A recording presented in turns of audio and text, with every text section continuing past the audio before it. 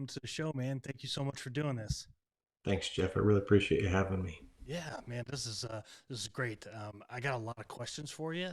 Sitting down with an Intel guy, your background in foreign languages, financial crime, and cybersecurity, and the FBI and all that. And I think plus your books, and we're going to talk Black Ops versus what really Black Ops are. And I think that's going to be a huge topic because what Hollywood and what the world around us and what fiction books tell us Black Ops is much different than what it really is. And I think that's what lent a lot of realism to your books, and we're going to get into all that today. But just thank you so much for doing this. This is going to be awesome. I appreciate you having me. Thank you. We'll Yeah, try to answer as many questions as I can. nice. All right, so let's kick it right off. Let's talk about your background. Former Intel at three-letter agencies, working in supply chain, and I want to talk about some specific things that you said when you filled out the email form. In cover platforms and cover messaging, these are terms I've never really heard before. So let's talk about your background. How did you get started in government service working in Intel? So I think it was kind of a backdoor in that, you know, it was in the late to mid 90s for part of it, and then the early parts right after 9/11. So I think it was very non traditional in how the government and military was reaching out to public sector, and there were just some opportunities with some of the old graybeards that had gotten their fingers in and were looking for some other bodies, and in some cases just looking for some real creative type of solutions. So I definitely had more of a lackluster background. I had tried to I tried to do it actually more of the formal way by doing the ROTC thing, then looking to get commissioned into the Army, and then hoping to go traditionally into the intel space. And I think, ironically, the kind of screwed up way that I ended up in there probably got me further than I would have ever expected, and working with different teams and things of that nature, so that I suspect that I was able to achieve much more than I would have ever been able to accomplish had I gone a traditional path. And even then, I think sometimes I've been kind of a difficult individual, so I don't know that I would have had the success and the opportunities to get into some of those spots either, had it not been for just some situations where someone's like, hey, who can do this? And I kind of look around the room, and if nobody's raising their hand, I figure I can figure it out, so I just kind of raise my hand, and usually figure out, well, I know everybody else at least better than in the back. At least I know more than the people in the room, because nobody raised their hand. And so that got me into the next stage and the next stage. Now, in some cases, I think I realized, okay, what I was thinking might be a good opportunity for me, really was kind of a bad situation, because here I am volunteering for something that was actually putting people's lives potentially at stake, etc. So I had to really quickly ramp up, and I think because of that, I think I ended up probably doing a better job than I would have normally. Okay. So what three-letter agencies did you work for that you can tell me? I can tell you this, that anytime I have to write something, I have to submit to the CIA and NSA, and I have to write to the DoD. But that's about as much as I can share from that standpoint as to who I would have ever worked for or not. Fair enough. Fair enough. And I know, talked to multiple. I didn't have to submit my nonfiction book to the DoD, but I've known and I've talked to many authors that have had to. And I think maybe the most famous part of this process that I've seen was when I think Jack Carr wrote Savage Son, and he went off on an Instagram post and was pretty upset because they came back in and just marked through a bunch of stuff in his book that he was just really furious about, because he's like, you can Google this, you can That's find right. this out. Like, why are you redacting this? And it just seemed like they realized, oh, he's kind of a big deal now. Let's redact some stuff and just kind of put our little imprint on it to get our little 5 minutes of fame off of him. But It, redactions seem to be maybe a little too much. I don't know how. you feel about it? What's your experience been with the whole redaction process? Yeah, so I think that in dealing with the agency, actually, I thought it was pretty fair initially. So the first couple books that I wrote, the process took a long time, but still, it was a bit of a challenge. But the redactions, again, I was still working for in government contracts. So the last thing I wanted to do is ruffle any feathers. Yeah. Once I was out, and I will say I felt like I had gotten a little bit screwed, and felt like, okay, now what opportunities do I have? And I'm not looking to expose anything, but I'm looking to make a living. And here I was getting hamstrung by certain things because all of a sudden CIA wanted to revert the requirement to DoD first, and then it would be passed back through for them, and then the other. But if you understood what you had originally written down as your agreement, you still had to send your first version to CIA before you'd go to DoD. So I would still try to cover my ass and say, I'm sending this to you just so there's record of it before I'm sending it to DoD. And they're saying, well, no, we have to actually run through your process. And then after I'm waiting for a little bit of time, they're saying, you have to still go through DoD. Well, I'm like, no kidding. But I'm still trying to uphold my obligation here. And so it was kind of like they knew I had been caught in that I would be caught in the circuitous loophole. And it was really, I don't think they cared too much about my Sean Havens Black Op novels because they were a bit of a stretch. I was willing to comply. When I got into the Task Force Orange novels, the game kind of changed. And that's where I found that I had a lot more redactions. And again, public knowledge. I had a challenge the first couple books where they were calling it analytical inferences, because even though I was putting something out fake based on my prior positions, it could be something. Okay. So, yeah. So I feel for Jack and what he had to deal with. For mine, even after a while, publishers were like, forget it. This is just too long, because they could go 6 months trying to get the book out, and I couldn't adhere to the timelines for publishing.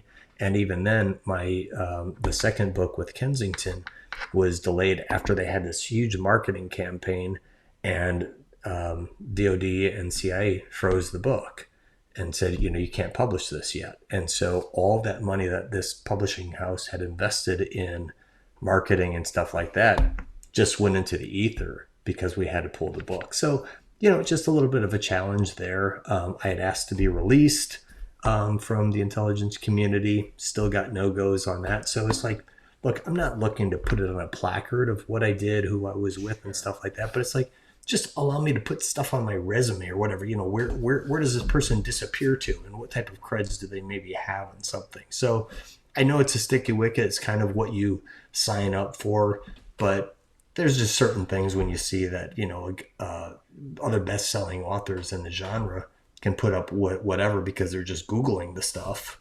and we're kind of, upheld to a different standard. But Yeah. again, crying to my soup. Yeah. I was talking to someone, I can't remember when it was a month or so ago, and they were telling me that they submitted, who was it? I can't remember who it was, but they submitted a book and they had to submit it to two agencies. And one agency redacted a line, and the other agency was like, oh, that's not a big deal. Like, Yeah, what? I got that. So, if you're submitting through CIA, they pass it to NSA. And so they didn't have any problems with it. NSA had fewer problems. But then when I pushed it back to DoD on one of the things, then all of a sudden they had a problem because that has to go through SOCOM. So, but the thing that they were calling out was something that was NSA related. So, Right. you don't know if it's Government games or what. process And at its absolute finest, right? right. So So let's talk it's tough.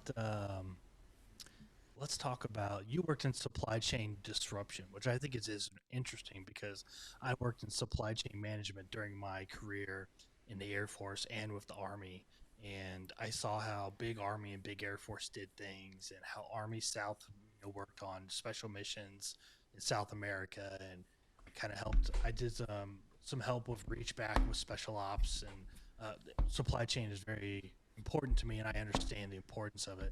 But it goes to another level of supply chain disruption. How can you kind of summarize that in like a sentence or two of what it is that you did with that? Yeah, sure thing. So while I was waiting to get clearances and get into certain places, I worked for commercial entities. In one case, I worked for a mortgage company, so I learned how to do mortgages and how to make bad mortgages work. And there was a lot of learning how people forge stuff, how to get things passed certain ways, and so essentially we learned how to commit fraud in this place, Okay. and move money and how that could be done. So later on, I was at another company, a management consulting firm, and for a while I was put into supply chain, as you're asking. And so recognizing where you're going from one product to another product, where those suppliers are, what types of threats or risks there could be that would disrupt or impact those. And in this case, it was, all above board. It was just, moving commodities and stuff like that we were looking at, but recognizing, okay, maybe price goes up or maybe something happens in this country. And so it disrupts that. So when I ended up more formally involved with things, it was right about the time where there was a heavy IED challenge in Iraq, and they were trying to figure out what to do with it. I got tasked with breaking down the social system of the IED network, where people were getting parts, what components there were with it, so that we could identify what exactly is part of it and how we can disrupt certain aspects of it. And so in this case, because most of it was makeshift, we were trying to figure out how the various factions, groups, tribes, families, what have you, might have a finger in each piece of those things. And so what we were doing is creating social disruptors, where we were working with cleavages and fissures in that community to create problems, or we might target an individual so that broke down the issue. So I think it's still published, or at least the non-classified or unclassified version is through Small Wars. It was the viral targeting of IEDs through social media or something, or social solutions, something like that. But basically, you take the same type of a concept of a virus, how it spreads in this lytic cycle through your body, and you do the same thing with the social community, where you implant this type of a viral disruption, and it can spread, creating fear, uncertainty, doubt, etc. And so it was a good model. It worked for a long time. At the very least, it brought in that social cultural dynamic that was really kind of lacking at the time, and it layered into all of the mechanical components. And then later on, we did the same thing within the Afghanistan's tribal areas and stuff, where munitions were going, and we were trying to break down, where are people getting them? We're like, well, look, these people are able to put this stuff together. However, what was missing was the primer, and a primer still had to come from someplace else before they started making their own. So same type of thing, just identifying what could be disrupted, what is essential, and what has to come from other groups, families, what have you. Right. Then you can go in there and kind of with a directed strategy, and even a rumor mill could help feed that. And toilet paper is going to be, we saw that in the pandemic. All of a sudden, toilet paper was just the hottest commodity on the planet, and it was all because of some kind of supply chain disruption, whether it was a rumor or whatever it may be.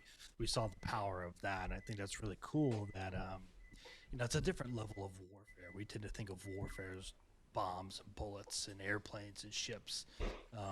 What happens when the enemy or the good guys can't get what they need to, go into combat? And that's a different level of warfare, and that's really interesting. So tell me this: what is a cover platform? So cover platforms.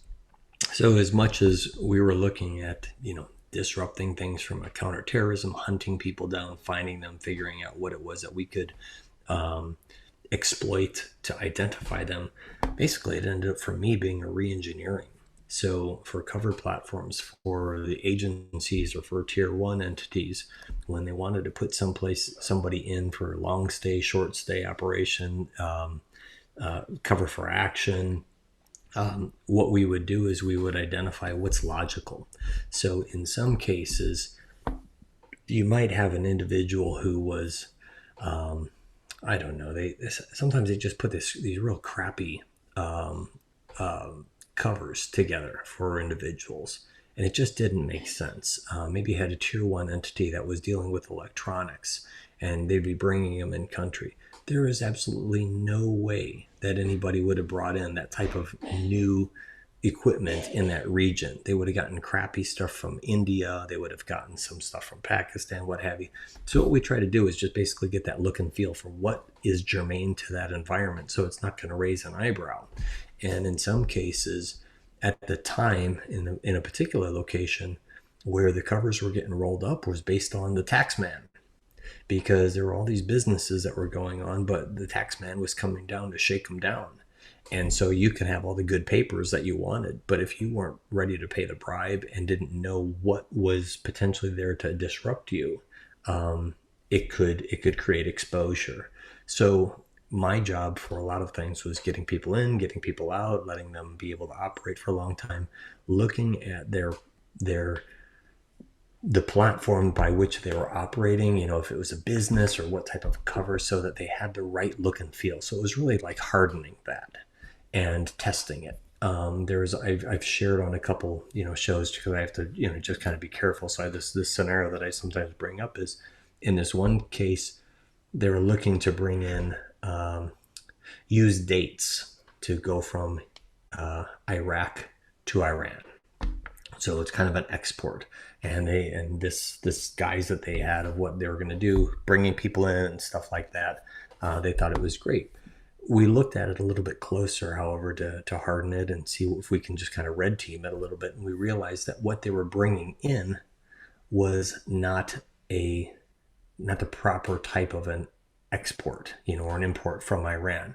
They would have looked for table dates, and this was just like a crappy food production date. So anybody that might have given a little bit of scrutiny to it would have said it's the wrong type of a date. Okay. Again, who in tier one is going to be worried about something like that? But it took the booger eaters like us to look at it and say, you got the wrong dates, guys. But it could be a really, really it's huge. Big piece of an operation, or a big piece of intel. Maybe the tier one guys don't see it, but you guys do and go, oh, I'm going to call the BS flag right now, because it could be a huge factor in the export of weapons or illegal substances or whatever it may be. That's right. I mean, it's a bad equivalent, but it's like if you're bringing in, venison and walleye from Chicago into Wisconsin. I mean, someone's like, well, what the hell is this? Yeah. So. Yeah. But it was, we did a good job on it, and but it does take a little bit of extra time to understand the people, and then we did the same thing with social media at the time. I mean, this was in the early 2000s. You didn't have Facebook, you didn't have Instagram, you didn't have all the social media platforms. So we were actually at the time talking about what the future would be of identity management, of how these personas were. So at the time, you might have a few bogus emails, but I can't even fathom how I would have done it today if I was still involved, over the last 5 years and the way things are going on. It's you have to be operating in true name now. Well, and it seems like every other week we have a new social media platform that's coming online and taking over. I mean, TikTok is huge, but it's almost old news. Yeah. Facebook's been around for 20 something years now. MySpace was around before that.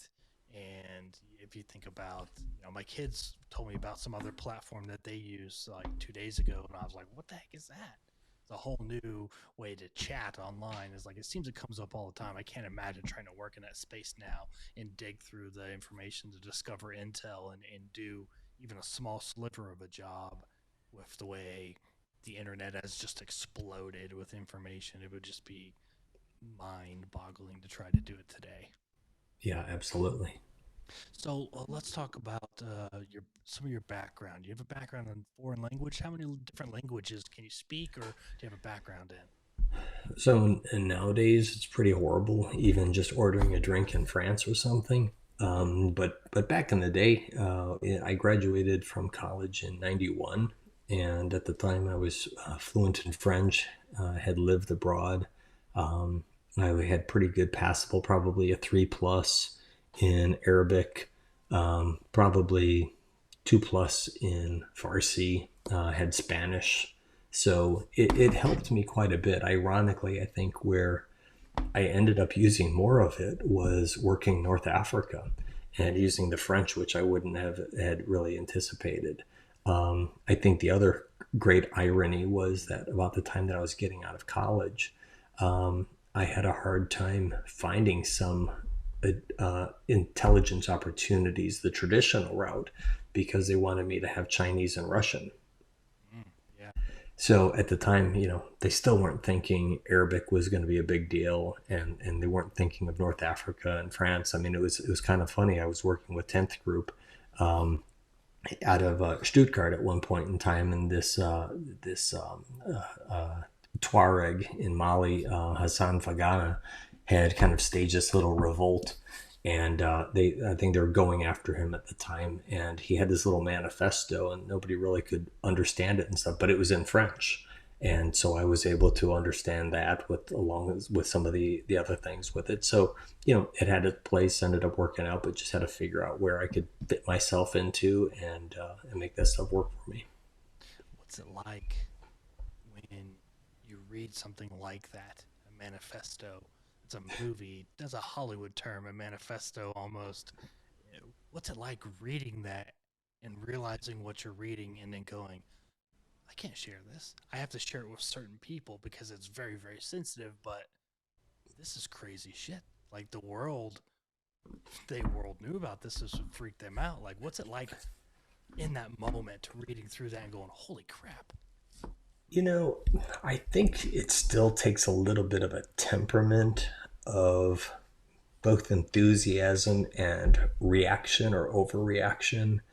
Um, it goes back to the social cultural thing. And I'm not saying that I was an activist in support of so many of these groups, but if you think of it from the lens of them, it makes a whole lot of sense. Warring tribes constantly, different groups coming in, police states and corruption coming in. So when you've got a manifesto like something like that, you look at it from the standpoint that it's really that local Robin Hood, and under different circumstances, and in many cases that's when the three-letter agencies support a guy like that. It's really just deciding what's going to help our cause. Do we support this guy or do we support another guy?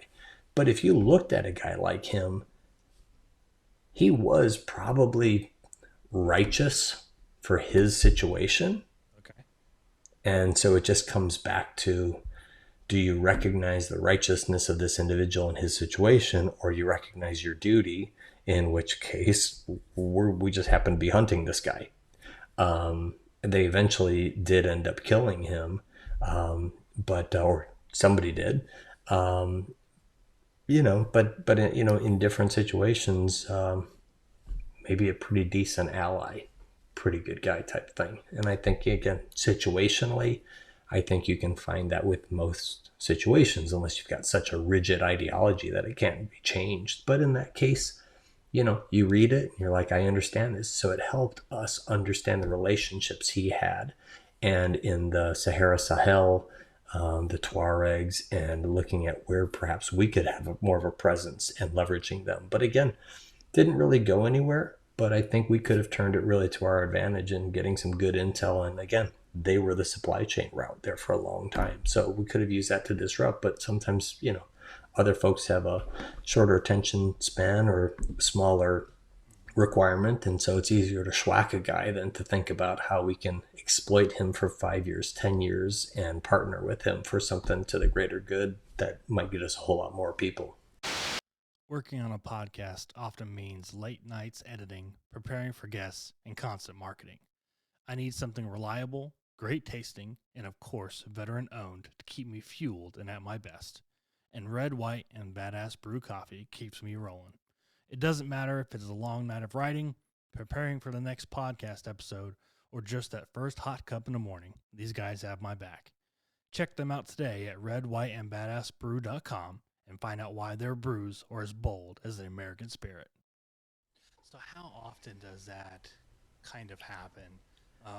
Because a lot of what we see in the media is targets, targets, targets. These groups are bad. This guy is bad. This president of this organization is bad. Here's some known terrorist targets.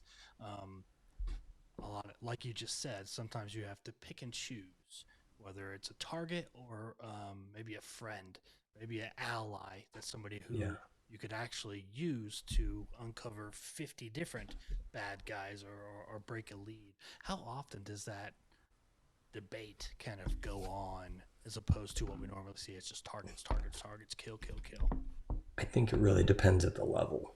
So I had a lot of friends in the Marine Corps, 223, and they had there was reservists, and so they had a lot of beat cops in the reserves, and those guys knew how to run down sources, and they knew how to potentially exploit.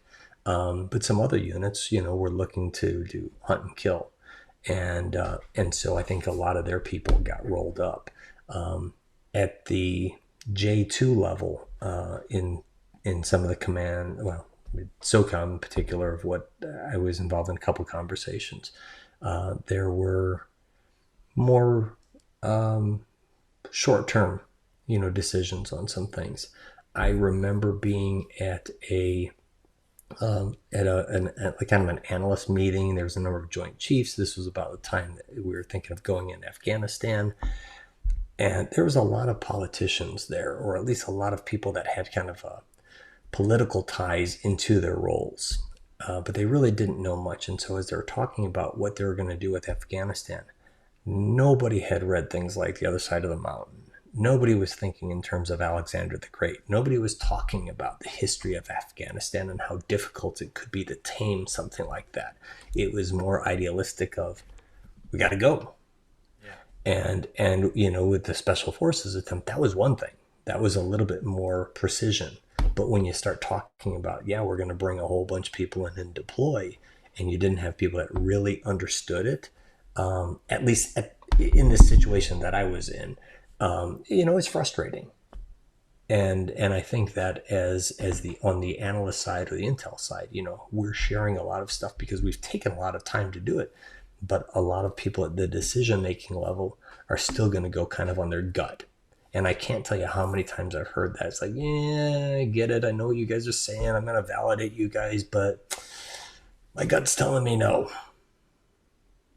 Like, well, I'm glad that your gut is much smarter than, 10, 15 other analysts that have looked at it pretty deeply, and we've gone across a number of different areas. But you go for it.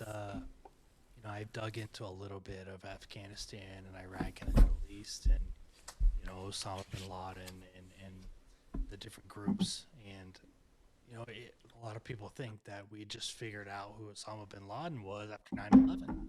He was this new guy on the world stage, and we were after him, and that wasn't true. We were after him, and we knew about him for quite some time, or of him, and it wasn't the intelligence community first rodeo of hearing about him. And I think what the public, maybe even politicians to a degree, tend to think is that this is new. What you're telling me right now is brand new information, and that's not necessarily true, is it? Yeah, it's funny because there's a story about a guy, Wayne Simmons, who had gone through the ranks saying that he was all this black ops, this and that, and he got tied in with a whole bunch of other guys that were doing this thing called the Intelligence Summit. And I remember going to one of those as an analyst, and I remember they had some sheik guy who is like a falconer, and the shit that he was whispering into these other guys' ears and to these radio hosts and stuff like that. All of a sudden, you switched it where Osama bin Laden is in Iran and he's being partnered up with these falconers. I kid you not, a week later, I was on assignment and we were still looking for bin Laden in some areas. I was the dude, because I had some background in Farsi, that got assigned to Iran to look for the dude playing with birds, because some dumbass politician and somebody that he knew and somebody else that he knew had talked about it, and they got on some other type of radio show and they're talking about it. And so this is where he is. And I wasted 6 months focusing on the Falcon business in Iran. Now, the good thing that came out of it is I ended up becoming pretty good authority on the IRGC, Qods Force, understanding bonyads and stuff like that. But what a waste, because somebody said, I got a guy who's got a guy who's got a guy, and nobody vetted it. He's there. We're going to find him playing with birds. Right. But, you know, there again, they were smarter than the analysts who'd been working on it and tracking it. We had the same situation when we were looking in Venezuela for certain people. They're like, there's no way that this terrorist is in Venezuela. We had pictures of him. But somebody was pretty damn sure that he was still in Iraq. And we had pictures. So we got pulled off the project. Wow. Wow. Well, you know what? I say wow, but I'm not really that surprised. You know, like that doesn't surprise me too much. I mean, it seems like it's probably pretty typical Washington politics, government ops of, no, I think we should go here. And it's like, nope, pictures of him here. Like, we've seen him. Yeah. Laid eyes on him. No. It just seems to me that happens maybe more often than not. I don't know if you answer that, if you want to answer that, but it just, to me, it seems like that's more common than I could probably imagine. It's scary. I mean, you know, you build relationships, you know, guys after a while, and the teams and groups and stuff. And you just hope that a lot of where they're sent to, deployed to, what have you, isn't because somebody was saying, hey, we need to be here, because it was more political. And I think, as we see, and I'm not going to get, you know, political on this, but where you see where these politicians have investments, and you see where they're able to buy stocks, and you're seeing how they're able to disrupt markets and things like that with certain things, and then they can make some money off of it. You know, there's lives on the line, and it's lining the pockets of individuals, and it's scary. It's to the point where I've got a son, and if he ever, you know, said to me that he wanted to go into the military, I would pretty much insist that it was the Air Force or something like that, because I wouldn't want him on the ground, on the lines with somebody who knew less than, say, me, informing them and helping make some of those decisions. Yeah, go be a paper pusher in one of the services or something. But yeah, don't go boots on the ground. Yeah, I could understand that. I certainly could. I couldn't imagine being in your shoes with a son who potentially wanted to go do that, and just knowing what I knew and be like, whoa. Jeez, but let's shift gears and talk about Black Ops versus Black Ops, which is a big thing, because we hear the term Black Ops used in fiction, in movies, and video games, and it's become a saying and kind of represents a different. So I think a lot of those things, when, let's just say what it's not in many cases. I'm not saying that it doesn't turn into something like that. But for the most part, when you're talking about the different titles of which somebody can operate, Title 10s, 20s, what have you, most people that have a clearance of a top secret and below being secret, what have you, which is usually general purpose forces, you get some tier 2 elements in that. Most of that, those are acknowledged operations. So you can have clandestine things where, again, you're acknowledging if something happened, that you had people there. When you get into that compartmentalized side, and it's a little bit more discreet, again, you can have individuals that understand what the strategic purpose is of it, but the other people enacting it don't necessarily have to, and you can still go out. But again, you're still operating in uniform. You may be camouflage, you might be, black plain clothes or something like that. That's one thing. But again, if you're PNG'd from the country, you're still going to acknowledge that you're military. When you get into that aspect of when you're not acknowledged and when it's something that is even waived from oversight of Congress, that's when you're getting into the darker territories. So it's something that's kind of tucked away. They're not even talking about it. You might have, I think, I don't know that the number is accurate, but I mean, there's that thing you'd always see in the hallways. Well, probably 100 people in this country or less know about this. Um, that's the type of thing that you're talking about now. I've shared, there's some other types of programs that could get into special access where it's, the literal broom closet, where, if you guys are talking, hey, we want to do X, Y, or Z. You're thinking that you're talking about something that's black ops, but you don't even know if it's something that's really sanctioned or if it's just a way to go around doing, one thing or something to enable. And I'd say that's where I tended to find, when I'm writing books about the black op, it was more about that feeling where you just do not know what the core mission is that you're being tasked on, or you kind of know what you're supposed to be doing, but you don't know the purpose, and you know that you're still operating under cover platforms. You know that that you're on your own if you're found out, and you know that you're not bringing in any documentation saying that you're an American or who you are. So those are the types of things that we're talking about. That's the stuff where your contracts are for an Air Force base or something that you're never even setting foot into. I had probably 5 different CACs, access cards, and they were all for certain branches that I was never doing projects for. Oh, And if I did see a contract that I might have been tucked under for certain things, it had nothing to do with it. We just knew that it was, and they usually were tucking them under Air Force type bases because you had a lot of money in those type of things, so you can kind of slip stuff in. So that's what I'm usually writing about, is those type of projects that are so slipped in layer under layer under layer that not only is it dangerous, but you don't even know if it's legitimate.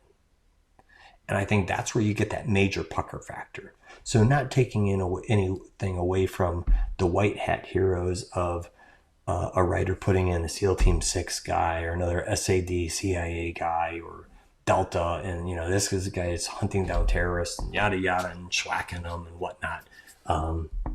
Yeah, okay, maybe you're riding in a jet or something like that, but it's the stuff where you're just living in that shady hotel, and it's where you've taken 3 planes and a bus and a car and a donkey, and the money you have is all for foreign currency and stuff like that. That's a little bit different, and I think that's where a lot of authors get it wrong, because they would have no way to know that. And again, not saying that there isn't anything wrong with those other ones that are a little bit more of that gray, or sanctioned, but for that reader that's really looking to feel a little bit dirty, take that shower after you read it because it's just kind of nasty. That's a different world, and it's not as white hat and cool as I think a lot of people think it is, and that's where you're operating in the gray, because I think a lot of the actions are, if not blatantly illegal in some cases, pretty much borderlining on it. And so I think you have to just kind of live with understanding it's for the good of the cause for sure. Yeah. by whichever means. Yeah. I think that's the kind of stuff that is not meant to be discussed in conference rooms. It's not Mm-mm. meant to have written down on a file. It's not an email. It's not a directive. It's something like, hey, we should scope this out. Hey, we should have this discussion. Hey, we should look into this or go see for it ourselves. And that's as far as it should go, is this conversation right here. I think that's the kind of nitty gritty stuff that is maybe the most important, because you're ruling out. You can do things beyond the scope of law and for the greater good. And to me, it's kind of interesting. I'm sure it's a lot scarier than that. It sounds cool to me, but I can't imagine being in those discussions and be like, we're going to do what? Yeah, we're gonna go Yeah. do this. We're gonna go ride a camel for 9 miles and go check on this guy in the middle of this desert somewhere, and nobody told us we could do it. Like, I mean, sounds That's awesome, but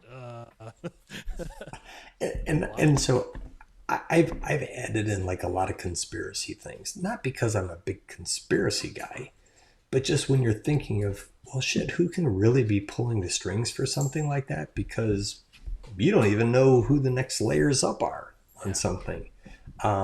It just kind of increases that angst, um, or the suspiciousness. And I think that's probably the one thing that comes out of it. I mean, you talk about guys that are seeing action and getting PTSD and stuff.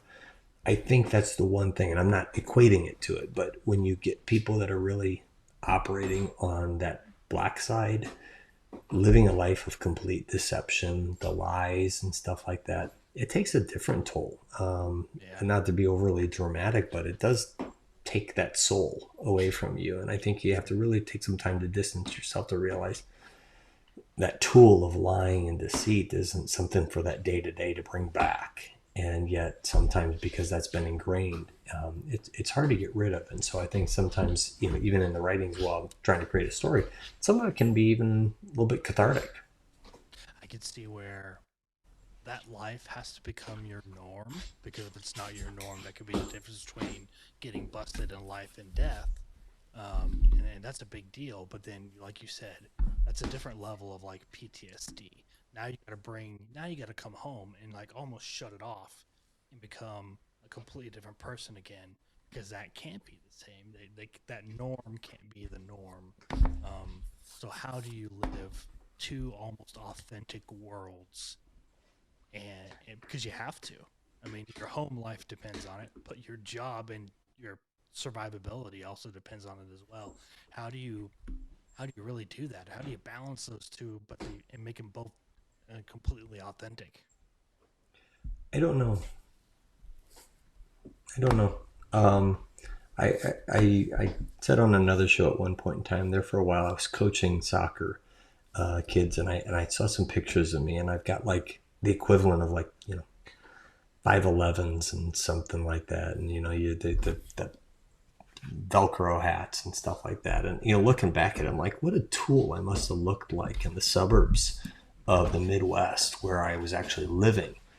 And every other dad just wearing just regular clothes, but it was like it just was kind of like game face Mm-hmm. coming on. And you even though you were home, you're still thinking about some other stuff, but yeah, you don't really discuss that. And then if some things were really kind of bothering you, you just kind of just tucked it away and went back. So I don't know. And I had a really nice situation where I was coming back. I was being flown back after a couple weeks at a time. Be back on the weekends and stuff here in the Chicagoland area. Um, for people that are actually just going in, day out, coming home, coming back. Granted, in the agencies, your spouses know what you're doing, and you can share it a little bit more. Here where it's like nobody else was working in Langley or Bragg or in Tampa. It's different. And so there's just other things you just don't share because it's just not part of the normal day to day conversation of those soccer moms. Um, so it's kind of weird, but I think it's kind of a give and take. I think some people maybe it's a little bit easier because the spouses know exactly what's going on. Maybe you've had even generations working for certain agencies and things like that, or you've got a military family, so it's just like don't ask, don't tell, and we just kind of know not to do it. But another situation where it's like you take somebody that's a, a square peg in that round hole that's really not even supposed to be kind of doing that stuff, and yet you are. I think that's just a little bit more confusing for everybody. Sure. All right, let's talk about Shadow Masters and Task Force Orange, which are your two most recent releases. Shadow Masters was your first book, but you kind of did a reloaded version. What kind of spiked the idea to kind of re-release it? Did you spice it up? Did you change some things around? How did that come about? So I was still working in the community at the time, and I had a good friend who had grown up with a very popular thriller author. And that individual used to reach out to us and ask for some help on occasion. And, you know, we were kind of laughing one time because we were thinking, how is it that these guys don't know what they're even talking about, but yet they're making millions? And like, we should do this. And so we made a bet. It was a dollar bet. And who could create the first thriller novel, military thriller novel that was going to be authentic, because it's going to come from us. So it's going to be so much better. And I happened to be the first guy to write it. And once I, you know, was doing it, I'm like, holy crap, this is really hard. And so, and all of a sudden, all those nuances that we thought that were going to be so important didn't stand up to even just writing a clear sentence and telling the story. So Shadow Masters was my first one, and it was, you know, I guess that inside look of that everyday man. Even, you know, one of my agency recruiters, you know, his guy's name was Jerry. I've got in my story, the guy's name was Jerry. There's just some, you know, again, fanciful, but maybe 1%, you know, 2-3% might be a little bit true in there. So it was kind of like taking what I did know and then trying to put it into everyday man who is flip-flopping, coming back and forth, and how that is. So I think that was pretty authentic to maybe not every scenario, but maybe how I was feeling. And then trying to amp it up into a you know, kind of cool guy story. So I wrote that, then wrote the second one, and ironically, the second one that I wrote, I was working with a guy, Colonel Tim Heineman, who's known very much for his work in Burma. And so Tim and I had spent just months at a time together. Dave Grange was working, General Grange. So I was kind of in this situation. So when I was putting this together, I was kind of thinking of like my crew and how to put those guys into a story and a situation of which, you know, I wasn't in Burma, but we were able to kind of research and talk about what this would be like. And so again, kind of authentic from the standpoint that I'm sitting at breakfast and dinner every single night with these guys talking about what this could look like and what this scenario could be. And so that was kind of fun. And then it went on. And then finally, after I wanted to do a little bit different series, I finally got picked up by a publishing house, Kensington. Had the idea for Task Force Orange. I thought at the time it would be easier for me because I wasn't read on to the program.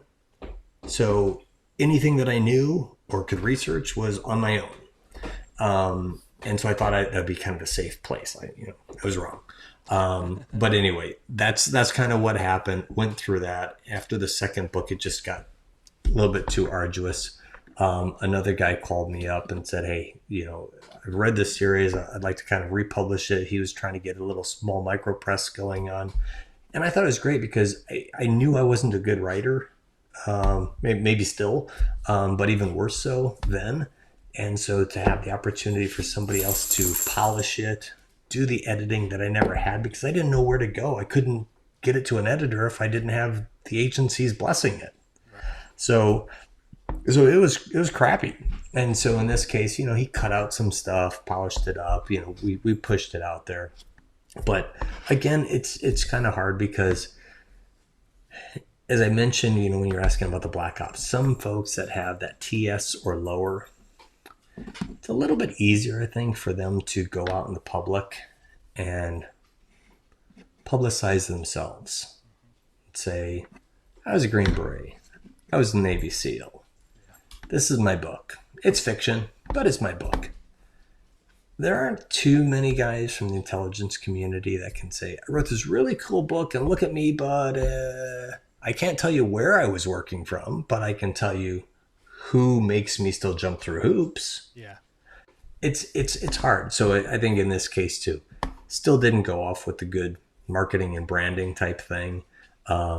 Because you can't really make a splash. You know, we're not there to go on TV and radio shows and stuff like that. You still got to keep it a little bit on the DL.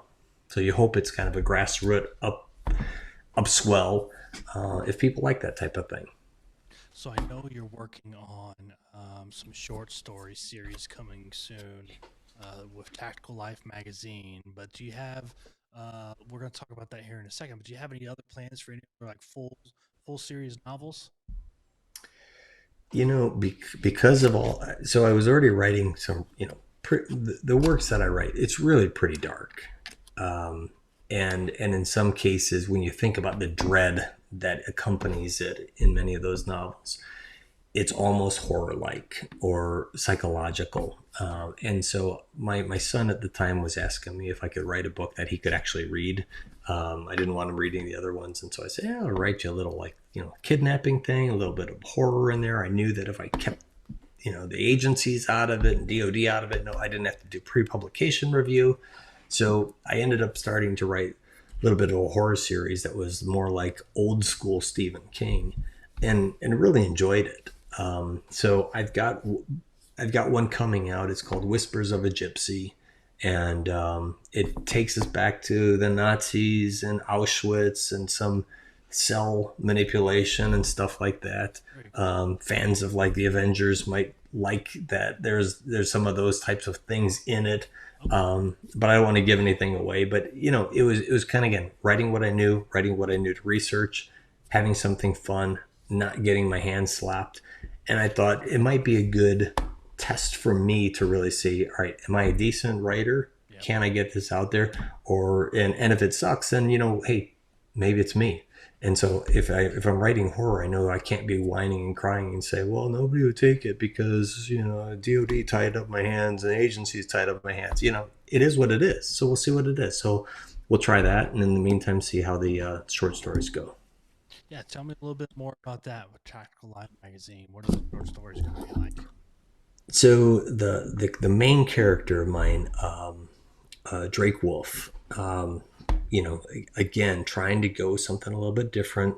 Army SOT A, so a little bit more SIGINT, a little bit, that smarter over just a shooter, goes into TFO. And that's what that series of the Task Force Orange thing is. And then, we bring it domestic so that it doesn't get me in trouble. But in this case, what we tried to do for the short stories, because it's 4 different magazines or different magazine issues that we broke down, 1,600 words each. So it's kind of like a vignette. And I thought the easiest way to do it is if I take Drake back in time to when he's operating Afghanistan, Iraq, what have you, and just doing those kind of little vignette missions. And I thought it'd be appropriate because, again, as it's, you might have 9 different missions that end up getting aborted and not going to happen, and so that one that you go on, well, maybe there's a little bit of an adventure to it, and so that's what we're doing by creating that adventure, because of the Tactical Life readership. You've got enthusiasts to both the weaponry, but then also that tactical life, literally. And so we're hoping it might resonate with them, just kind of like it used to back in the day, where you'd have these short stories in magazines, and might be just an extra thing to just take some time up and do something other than watching TV. Yeah, when are those gonna be published? So this issue of Tactical Life should launch on the 15th or 16th of November. So really in the next week or two. And it'll be the Drake Wolf story. So that's the November, December issue. And then if all goes well, the next one would be January, February. But I know, because this isn't an advertising piece, if advertisers need more segments and stuff like that, it could get pushed. But nonetheless, 4 are written, 4 are done. It'll get printed at some point in time. And I think it's a pretty fun story. Yeah, it sounds interesting. Will people be able to read it online or just in paper form? So they can read it online. So they've got digital copies of Tactical Life, and then you can also do newsstand. Okay. All right. Well, JT, it's been great having you. I know it's getting late. I have to be respectful of your time. But before we go, everybody needs to go pick up Shadow Masters, pick up Task Force Orange, go subscribe to Tactical Life magazine so you can catch these new stories. But also, where can they go to find out more about you and do some of the books and find out more about that intelligence kind of lifestyle? So pretty much everything for me is branded as JT Patten Books. So Twitter, JT Patten Books, Facebook, JT Patten, probably books over there, Instagram, the same thing. And then the website, jtpattenbooks.com. If somebody's interested in some of the more nonfiction articles and things like that that I had written over the time with kind of some interesting people. I think that's in there as like publications. So a lot of like military publications and stuff like that that came out that could be of interest. So a lot of like unconventional warfare, asymmetrical warfare stuff. Awesome. Well, thank you again so much for doing it. I appreciate it. I'm going to definitely check out those Tactical Life magazine stories and see what they're all about. And we'll stay in touch for sure. But thanks again for coming on.